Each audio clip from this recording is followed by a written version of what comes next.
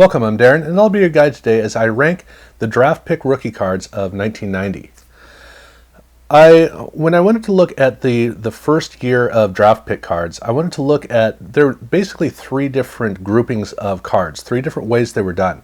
One of them is the Topps Traded, Score Supplemental, and Fleer Update approach, which is to just say, okay, here are the rookies, here they are as pros. The cards look no different. There's also the rookie cards that were done in the regular sets to basically say, hey, these guys are rookies, welcome to the league. And then there is the draft pick cards, the cards that really celebrate the draft. And these cards they're super excited about the opportunity that these players have. And I wanted to look at those cards here in this ranking video. And there are basically 6 cards that I'll be looking at. One of them is kind of borderline, and I'm going to start off with that one. Because for Score in baseball, they made a card that is a bit different from the rest of the cards in the set. And so in that way, it really does highlight that these are draft pick cards. There's not a lot that's really special about them, aside from the fact that the shots of the players do have a very distinct quality to them that feel totally different from the rest of the set. Now the green border is the main thing. That's what really makes the cards look different on the card front. Obviously there's also the draft pick logo. But all of the headshots of the players do carry as distinct. The reason I have it here down at the bottom is not that it's because it's a terrible card. It's not. These cards are actually pretty decent. It's just that to me they could have done a whole lot better. I will say, considering what they would do the next year, this is actually, I should be really praising them for what they did. But if you're going to do something different, I think that they could have done more to it. That's kind of where I stand with it. This looks to me like they had no idea what they were doing and they were trying something and they would have to evolve it from here. So they're actually not terrible. It's just nothing for me to get excited about. And I say that, it's interesting that I say that because then when I move up to what I consider to be the 5th best or the second to worst, this actually is a card I do not like. And that is the NBA Hoops draft pick cards for 1990. This was the set I started off with, and I love the Hoops cards. I think that what NBA Hoops did was brilliant. 89 and 90, in both cases, they have a very clear border around the outside. And the border is big, and the whole key to the border is that it is so big that it really frames you in to the player himself. So instead of having a big glorious shot with the player somewhere in it, this is actually focusing you directly in on the player. That's the way the cards are designed.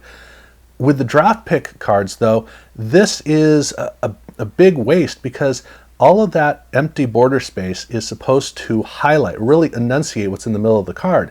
For the draft pick cards, they filled that in with text. And that's the problem that these cards have. In fact, so much so, I actually like pretty much all of the subset cards in this set. I think that they're well created, card by card by card by card, except in this case. To me, this is one of those 13th hour, I'm running late. I got to get home. Babysitter's already here. How do I get out of here? I got to get something done so that I can get home. And so they just kind of puked this thing out.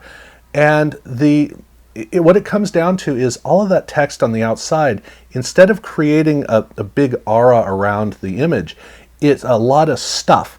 And so the player's shot in the middle just kind of runs together with everything else and he disappears. On top of that, I also don't like the color field behind the player. I think that that's really on the nose, really bold. So for a set that I thought was just magnificently crafted across the board, when I get to the rookies, to me, this is just a huge letdown. And no, the phone doesn't help the Gary Payton card. It's a nice idea, the card just still looks terrible. The reason I have this ahead of Score Baseball is with Score Baseball, I feel that they'd almost created something good. I feel like there's one thing that's missing that would actually make it a good card. In this case, I think they have everything. I think they put too much in there and kind of lost the card as they were making it. The next step up is into the range of good to really good. And we're also stepping into the world of hockey, specifically Score. And the Score hockey cards, in this case, I've got to make an acknowledgement to my other video where I looked at just the basic rookie cards, where I talked about the Upper Deck cards.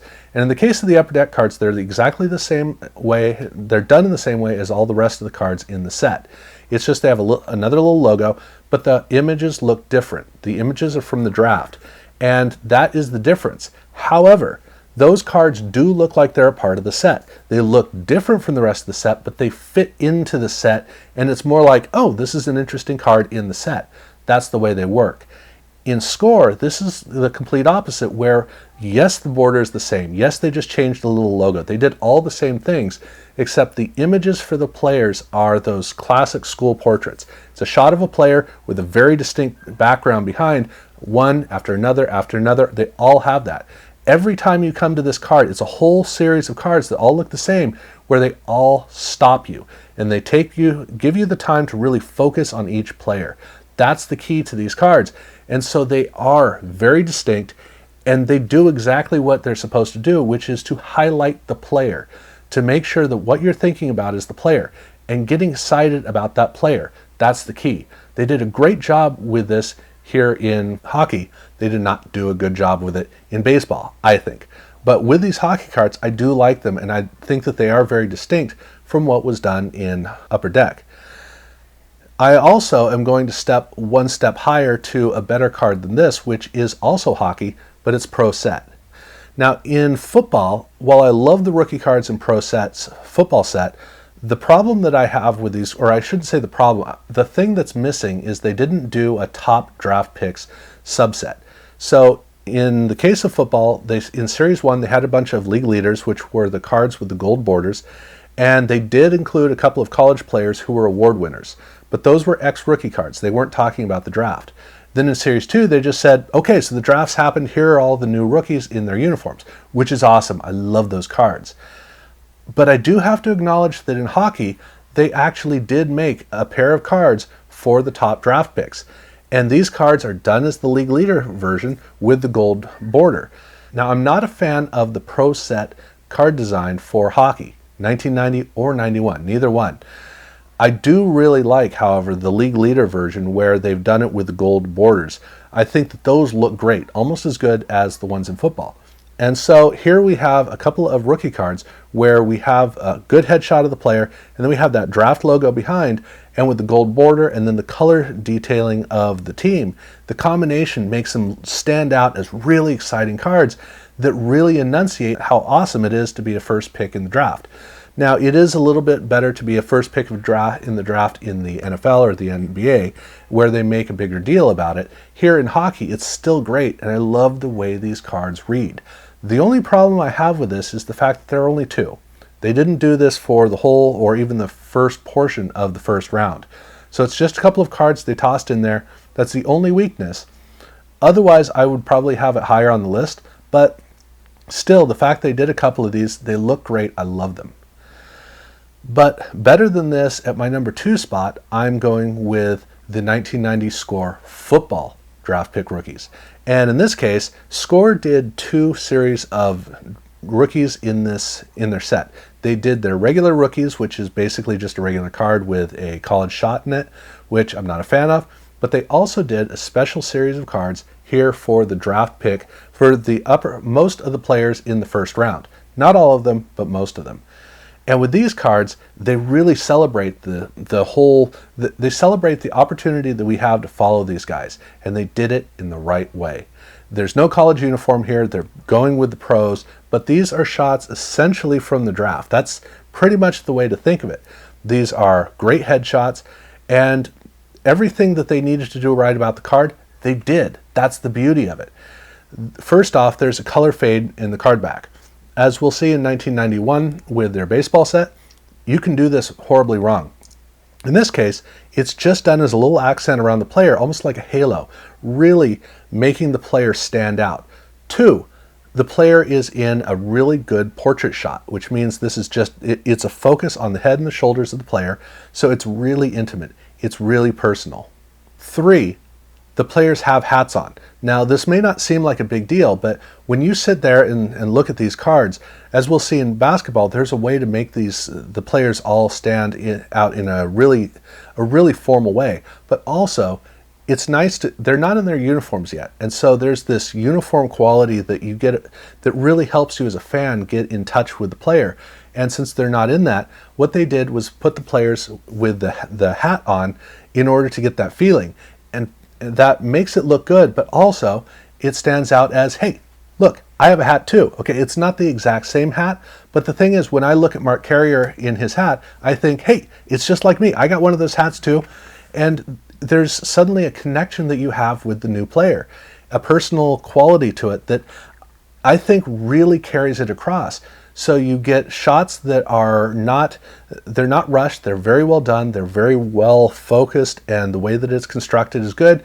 And then you also have a uniform quality and a humanizing quality all pulled together. And so you've got all that going on, plus they do have the actual normal border around the outside.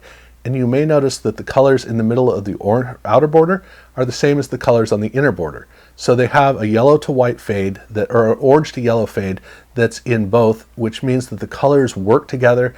They have kind of an echo quality, but it's not, it's a very subtle affair. That's kind of the way it works. So the card across the board on the card front works, but also the way they did it, these cards work well today. Now, yes, Mark Carrier and Cortez Kennedy look very different, but other than that, if you did these cards for 2021 and you had, say, Justin Fields in it, guess what? This card would fit in perfectly. You would look at these cards today and you would go, yes, this is a modern card. These cards work that well. There's a timeless quality that really carries through. That is, it's wonderful. And then we turn the card over. Now, I'm not usually a big fan of the card backs of Score. They rarely did a good job. Here, I think they did a great job. Could it be better? It can always be better. But for 1990 Score, no, I don't think they could do better. They have the logos, they're not the logos, but the helmet. I love the way they do the helmets. Here they've got a big helmet with some green fields behind, which is a great combination. The way that it carries is good. They have a small area for text, which is actually a nice thing because you get the draft logo, the helmet, all of these components come together to look more like an insert card rather than a subset card. And so as I look at this card, I can't think of any way for them to have made it better. To me, this is overachieving for them in a way, which is interesting to say when you consider the set. On the front, I think they did a fantastic job. On the card back, I think they did an unusually good job for this set, and it's probably the best card back in the set, which is actually saying something. But the reason I don't have this at number one is because there's only one number one for this year.